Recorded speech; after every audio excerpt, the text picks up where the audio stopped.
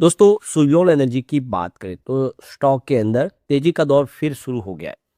अब आपको ये पता होगा कि इस तेजी के पहले स्टॉक कम से कम आप समझ लो 5 से 6 महीने तक स्टॉक काफ़ी ज़्यादा दबाव में रहा। लोग काफ़ी चिंतित भी हुए थे और लगातार कमेंट करके कह रहे थे कि ये स्टॉक तो मर चुका है, अब कभी ये फिर से आगे नहीं बढ़ पाएगा और आप देख ही सकते हो स्टॉक ने फिर दौड़ना शुरू किया, 60 तक पहुँच गया है। अब यहाँ पे रिज़ल्ट भी आने वाला है। अगर रिज़ल्ट बेहतर होगा तो फिर एक अच्छा फ्रेश ट्रिगर इसको और मिलने वाला है। अब सवाल ये निकल के आता है कि कंपनी क्या इस बार डिविडेंड का ऐलान करेगी? क्योंकि कंपनी ने क्वार्टर 1 के दौरान ऐसा एक इशारा किया था कि डिविडेंड दे सकते हैं, लेकिन डिविडेंड क्वार्टर 1 में तो मिला नहीं। कंपनी अब प्रॉफिट में भी आ गई तो हम डिविडेंड की अपेक्षा कर सकते हैं। लास्ट में डिविडेंड 2008 तक मिला, उसके बाद में डिविडेंड नहीं दिया कंपनी, क्योंकि कंपनी लॉस में चली गई थी। लगातार आप देख ही सकते 2020-21 तक भी कंपनी लॉस में थी, उसके बाद में कंपनी प्रॉफिट में आई है, तो उम्मीद है अब। तो यहाँ पे इन सारी बातों को समझेंगे, कुछ और अपडेट है जिसको जानेंगे इस वीडियो के माध्यम से। लेकिन फ्रेंड्स, उससे पहले अगर आप पहली बार हमारे चैनल पे आए तो चैनल को सब्सक्राइब कर दीजिए, एक बेल आइकॉन दबा दीजिए ताकि जब भी नया वीडियो बने पहला नोटिफिकेशन आपको मिले। वीडियो पसंद आए तो लाइक से जरूर कीजिए। चलो फ्रेंड्स, वीडियो स्टार्ट करते हैं। मैं हूं आपका दोस्त SB दवे और हमारे अपने चैनल ऑनलाइन कमाई में आपका बहुत बहुत स्वागत है। सबसे पहले सुजलॉन एनर्जी के कारोबार की बात करें, आप देखिए 59.35 पर क्लोजिंग थी BSE पर। यहाँ पे 1.44% की तेजी देखने को मिली। तो इंट्राडे में इसने 60 को भी क्रॉस किया था। तो देख सकते हो कि 53 से इसने शुरुआत की थी, तेजी जो बननी शुरू हुई 53 से स्टॉक 60 तक आया है। तो करीब ₹7 का जंप देखने को मिला और वो भी सिर्फ 5-6 ट्रेडिंग सेशन के दौरान। आपने देखा सप्ताह भर में इसका प्रदर्शन बहुत ही बेहतर रहा है। तो यहाँ पे आप देख ही सकते हो कि पिछले एक सप्ताह में यहाँ पे हमें 10.18% के आसपास की तेजी देखने को मिली है। काफ़ी बेहतर किया है। बहुत दिनों के बाद स्टॉक ने फिर यहाँ से दौड़ना थोड़ा शुरू किया है। पिछले 1 महीने के हिसाब से 7.72% के आसपास की आपको तेज़ी बनती हुई दिखाई देगी। लेकिन 3 मंथ के हिसाब से अभी भी स्टॉक के अंदर गिरावट है, 3.73% की गिरावट है। इसका मतलब ये है कि जिसने 3 महीने पहले इन्वेस्टमेंट किया होगा, वो अभी भी लॉस में है। और आपको ये पता ही होगा कि स्टॉक पिछली बार तेज़ी के दौर में 80 को क्रॉस कर गया था, वहाँ तक चला गया था। लेकिन इस बार स्टॉक काफ़ी नीचे, जबकि बाज़ार काफ़ी ज़्यादा रिकवर कर गया।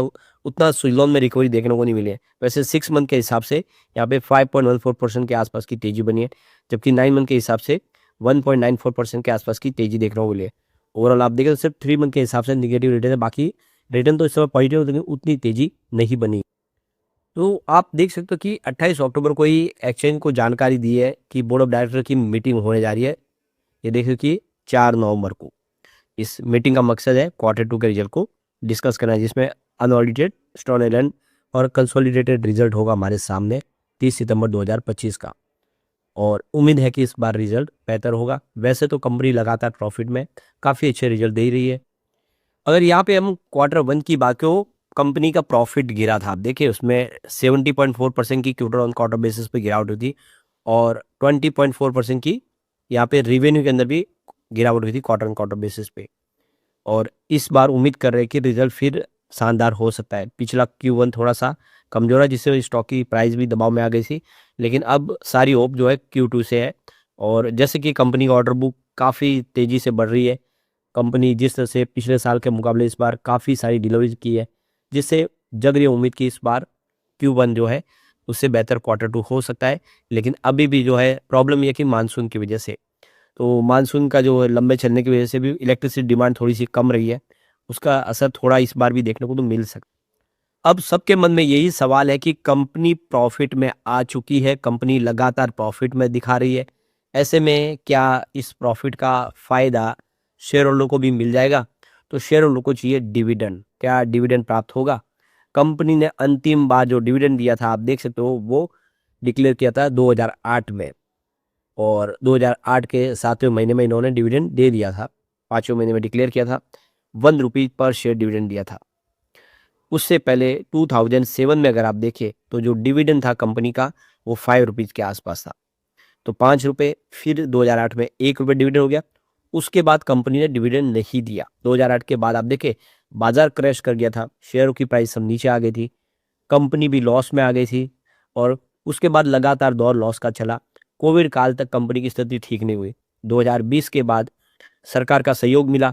जो कंपनी में भारी भरकम कर्ज था, करीब 14 अलग-अलग बैंक का भारी कर्ज था, जो बहुत ज़्यादा प्रेशराइज़ कर रहे थे। वो कह रहे थे कि अभी का अभी मैं कर्ज हमारा जो है उसको चुका दूँ, जबकि कंपनी की स्थिति ऐसी नहीं थी कि वो पैसे चुका पाए। ऐसे में 2 गवर्नमेंट की पावर फाइनेंस कंपनियों ने मदद की और सारी बैंकों का कर्ज चुकाया, जिससे एक बहुत बड़ी संजीवनी प्राप्त हुई कंपनी को और कंपनी फिर बेहतर करती हुई दिखाई दी।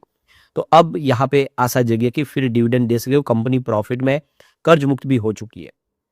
वैसे इसका इशारा तो पहले सीएफओ जो थे हिमांशु मोदी, उन्होंने किया था। देखिए शेयर होल्डर को डिविडेंड पसंद है, वो प्यार करते हैं डिविडेंड से, ये हिमांशु मोदी का कहना है। लेकिन उनका कहना था कि मैं इस समय इसका जवाब नहीं दे सकता कि डिविडेंड कब मिल सकता है। लेकिन उनका ये भी कहना था कि आने वाले समय कंपनी का जो मर्जर है सुज़लोन ग्लोबल सर्विस का सुज़लोन में हो जाएगा, तो बिल्कुल वो हो चुका है और उसके बाद में नए प्लान बनाए जाएँगे। कंपनी इसके ऊपर विचार करेगी कि डिविडेंड दे किस तरह से। तो अब ये मौका आ चुका है कि जो सोचा था वो सारा हो चुका है। कंपनी प्रॉफिट में भी आ चुकी है, मर्जर भी हो चुका है। तो क्या अब डिविडेंड मिलेगा? और अपेक्षा यही है कि डिविडेंड अब कंपनी को देना चाहिए। कंपनी पिछले काफ़ी समय से प्रॉफिट में ब बनी हुई है और जो कंपनी प्रॉफिट में है, तो उस प्रॉफिट में हिस्सेदार जो कस्टमर है उनको बनाना ही चाहिए। शेयर होल्डर का ये हक है कि उनको हिस्सेदारी दे। तो उम्मीद कर रहे हैं कि शायद कंपनी इसके लिए कुछ पॉजिटिव स्टेप उठाए और कुछ डिविडेंड की संभावना बने। एक बार सुज़लोन के फंडामेंटल देख लेते हैं, तो काफ़ी अच्छे ही है। आप देखिए इसका जो आरओसीई है टीटीएम में वो 24.10 है, जो काफ़ी अच्छा है। इसका पी रेशियो 38 का है।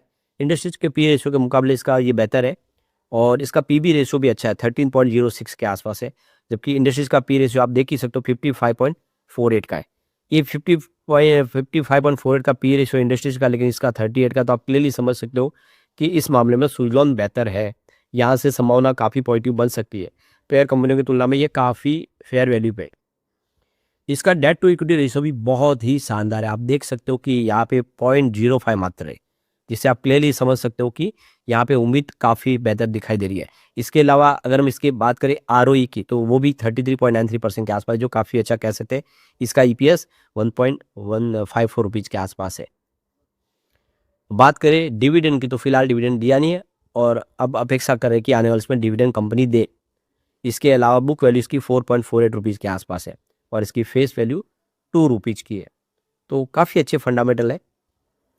अब अगर हम इन्वेस्टमेंट की बात करें, तो मोतीलाल ओसवाल ने बहुत सारा निवेश किया हुआ, अलग अलग म्यूचुअल फंड के माध्यम से उन्होंने निवेश किया हुआ है और उनकी जो होल्डिंग है वो शेयर होल्डिंग पैटर्न में भी शो हो रही है। तो ये आप देख सकते हो कि मोतीलाल ओसवाल के अलग अलग म्यूचुअल फंड ने बहुत सारा निवेश किया और दूसरे भी इंडिया के जो फंड हाउस है वो काफ़ी निवेश करें। ऐसे में उम्मीद है कि इस Q2 के बाद सुजलॉन में फिर पॉजिटिव माहौल बनना शुरू होगा और स्टॉक आने वाले समय में बेहतर करता हुआ दिखाई देगा। लेकिन फ्रेंड्स, कोई भी इन्वेस्टमेंट करने से पहले अपने फाइनेंशियल एडवाइजर से एडवाइस ले ले या अपना खुद का रिसर्च करें, क्योंकि मैंने वीडियो आपके एजुकेशनल पर्पज के लिए ही बनाया। वीडियो पसंद आए तो लाइक से जरूर कीजिए और चैनल को सब्सक्राइब कर दीजिए। Thank you friends.